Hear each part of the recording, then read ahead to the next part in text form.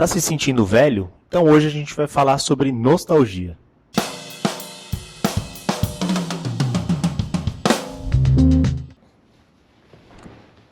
Salve! E aí, tudo certo? Aqui é o Felipe e hoje a gente vai analisar algumas coisas relacionadas com nostalgia, pensar se a gente está conseguindo construir um futuro aí de ídolos, né, que vão influenciar bastante gente nas próximas gerações, ou se a gente está só se apegando a ídolos do passado, como muita gente tem feito. Então eu já vou entrar no assunto direto, tá? Não vou ficar aqui fazendo muita introdução, não. Se você pega para analisar, o novo EAFC 26 tem o Ibrahimovic como o principal garoto propaganda, né? Até recriaram aquela icônica foto dele no quarto, né, com os pôsteres do Ronaldo, então os caras estão usando mesmo a imagem do Ibra. A Nike tem relançado coleções e coleções da Total 90, seja da chuteira ou das camisas, usando ídolos do passado, tipo Edgar Davids, tipo Ronaldinho Gaúcho. A Adidas também tem como um dos seus grandes carros-chefes aí a Predator, né, chuteira que foi bastante icônica nos anos 2000. E o futebol que extrapola seus limites aí vai até para outros mundos, tipo o mundo do fashion, também tem se vangloriado bastante dessa nostalgia futebolística e até campanhas tipo da Kith, né, que é uma loja bem high fashion ali nos Estados Unidos, com a Adidas, eles usam o brasileiro Kaká como garoto propaganda, também puxando ali para uma nostalgia futebolística. Isso sem falar, uma coisa que a gente vai falar aqui também, sobre a onda das camisas retrô ali, que entrou bastante em voga no mundo fashion. Então será que a gente está utilizando muito esse recurso nostálgico aí para a gente, principalmente, vender mais? E talvez não esteja tão impactando tanto no presente, usando ídolos atuais, para que a gente possa construir um futuro com novos ídolos, novos ícones do esporte?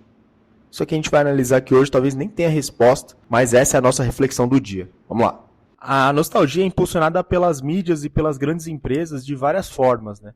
Um dos grandes exemplos de sucesso nostálgico, usando, né, uma mentalidade nostálgica, foi a série Stranger Things, que anos atrás ali começou, a gente já está indo para sua 5ª temporada, mas que trouxe todo o imaginário dos anos 80 ali e foi muito legal, colocou ali a criançada no imaginário dos anos 80, colocou ali as pessoas para lembrarem dessas épocas com seus ícones e com seus traços culturais da época. Mas eu acho que a nostalgia começa a impactar mesmo quando realmente pega a parcela que hoje são os jovens adultos, os maiores consumidores desses produtos culturais e também são os maiores usuários de internet, né, onde eles têm o maior poder de influência. Então, quando a gente fala sobre cultura nostálgica dos anos 90 e 2000, a gente tem ali uma grande parcela de gente que quer consumir de novo esse tempo que não volta mais. É aí que coisas nostálgicas começam a virar tendência, né? Quando as pessoas começam a falar muito de itens nostálgicos nas redes sociais, quando as marcas também começam a criar produtos relacionados a esse fator nostalgia, né? E o futebol, por ser uma atividade intrínseca a esse consumismo todo, também sofre grandes impactos da nostalgia, né? Uma vez que a gente também está inserido nessa lógica capitalista mundial, ali, pelo menos ocidental, que a gente conhece, que a gente gosta tanto, porque a gente é um bando de consumistinha safado, pelo menos eu sou, sem nenhuma crise. Então a gente começa a ver também esse impacto da nostalgia enquanto produto, quando extrapola os limites do futebol e não fica somente dentro das 4 linhas. Acho que é seguro falar que um dos impulsionadores do consumismo e dessa nostalgia no futebol é o fashion, né? Quando a gente pega estilos tipo blockcore ou jersey culture, 2 estilos que ficaram muito populares nas internets, né, nos últimos anos, a gente vê muitos traços futebolísticos neles, né, os próprios samba, né, Adidas Samba, que são tênis casuais inspirados em chuteiras, foram muito usados por hooligans, os especial da Adidas, os sambas, enfim, foram usados por vários grupos ligados ao futebol e que hoje se tornaram ícones fashion e tá lá no pé da blogueira, tá lá no pé do Liam Gallagher, enfim, tá no pé de geral. E junto dessas tendências, um item que ficou muito em alta aí no mundo fashion foi a camisa vintage, né? Então, quanto mais vintage, melhor. Quanto mais raro era o jogador, melhor. Então, camisas do Batistuta da Fiorentina, ou do Roberto Baggio da Itália, ou do Ronaldo da Inter. Estou falando só de clube italiano, né? Mas até do Ian Wright do Arsenal, essas camisas elas ficaram muito valiosas, não só para fãs de futebol no mundo todo, mas também para fashionistas no mundo todo. Não precisava necessariamente jogar bola, mas tinha uma galera que ia atrás muito dessas camisas, sim.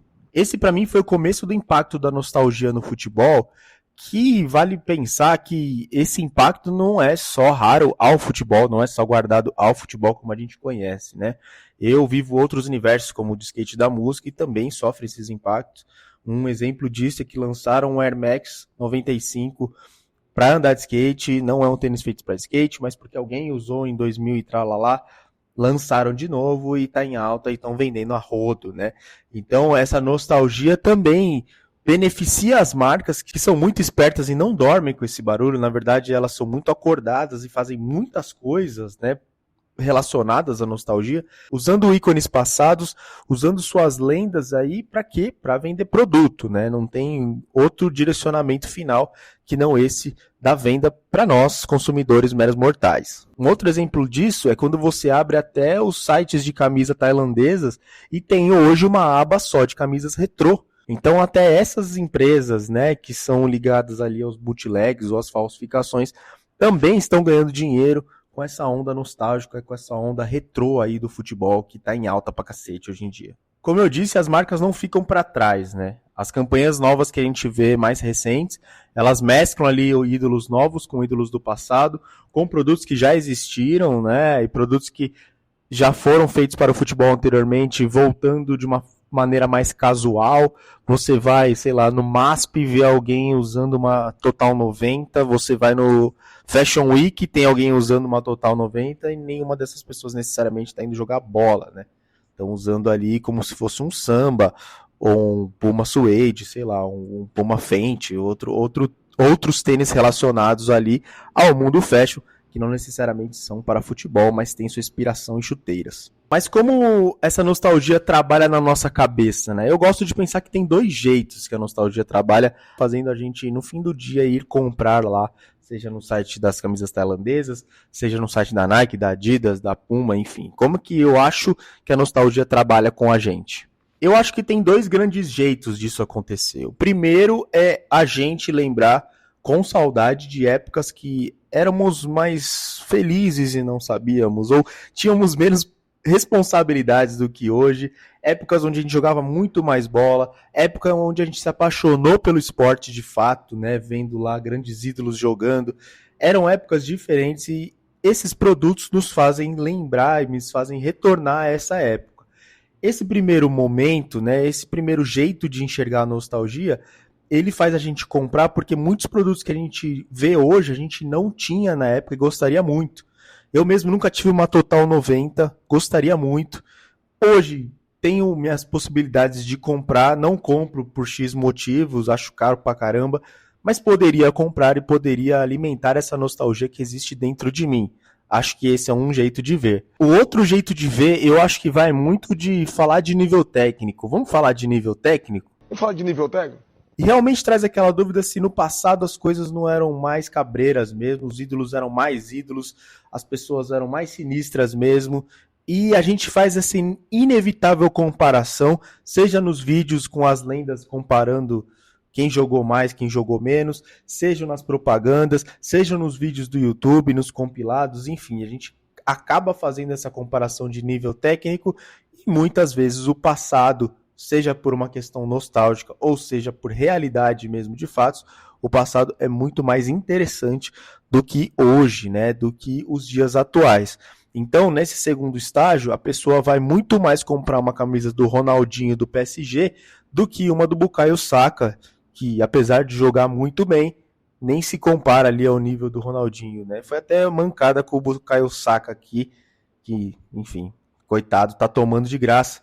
Mas, na verdade, é muito mais interessante, talvez, você gastar seu suado dinheiro numa camisa do Kaká, do Milan, do que hoje numa camisa do Dybala, da Roma, né? Então, essa segunda percepção de nostalgia também nos faz comprar, pensando que o passado era mais legal. Mas isso eu talvez esteja falando de uma parcela um pouco mais velha, né? E o jovem? O jovem está sendo impactado por essa nostalgia, ele também está achando que o passado é mais da hora que o presente, mesmo nem tendo vivido, mesmo nascendo depois dos anos 2000. E eu te digo que está sim sendo impactado pelo jeito que as histórias são contadas. Nós que somos detentores da narrativa, a gente puxa muito para o passado. A gente faz questão de pensar que o passado era mais interessante. Aqui no Brasil, principalmente, por termos ganhado nossa última Copa em 2002, a construção de novos ídolos passa muito por essa percepção de que tem que ganhar uma Copa do Mundo, ou tem que ganhar títulos importantes. Não estou dizendo que está errado. Meus ídolos são dessa geração de 2002. Ronaldo é meu maior ídolo de todos os tempos. Mas a gente tem dificuldades de encontrar ídolos que perdurem aí por anos, né? Então, o que antes os caras eram ídolos por uma década, hoje é difícil. Hoje os ídolos são de uma temporada, 2 temporadas no máximo.